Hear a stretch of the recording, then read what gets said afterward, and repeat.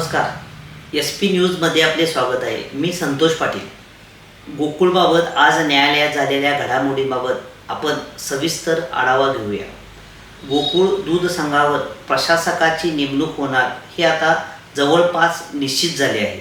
आजच्या सुनावणीदरम्यान गोकुळतर्फे विद्यमान संचालक मंडळाला 1 वर्षाची मुदतवाढ देण्याची तसेच ही निवडणूक गोकुळची तात्काळ घेण्याची मागणी करण्यात आली होती. ह्या दोन्हीही मागण्या न्यायालयाने फेटाळल्याचे समजते.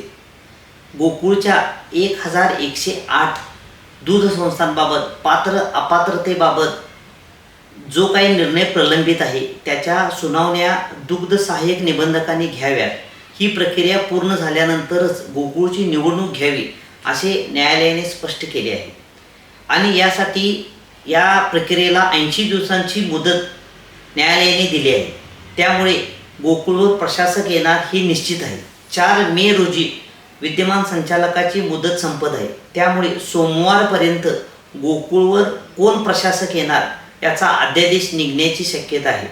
यामध्ये 3 प्रशासकीय अधिकाऱ्यांचा समावेश असेल तसेच एक अशासकीय प्रतिनिधी असेल किंवा नसेल याबाबत अद्यापही अंदाज बांधता येत नाही.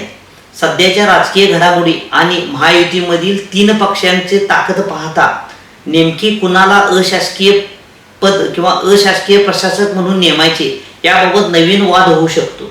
त्यामुळे कदाचित 3 अधिकाऱ्यांचे प्रशासक मंडळाची नेमणूक केली जाईल असेच सध्या चित्र आहे.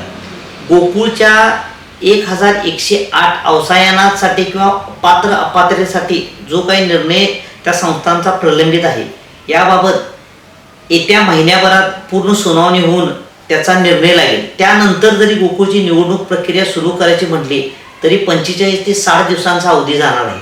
त्यामुळे गोकुळची निवडणूक नोव्हेंबर ते डिसेंबर महिन्यातच होईल असे मानले जाते.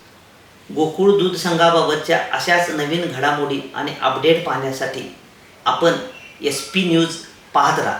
नमस्कार. धन्यवाद.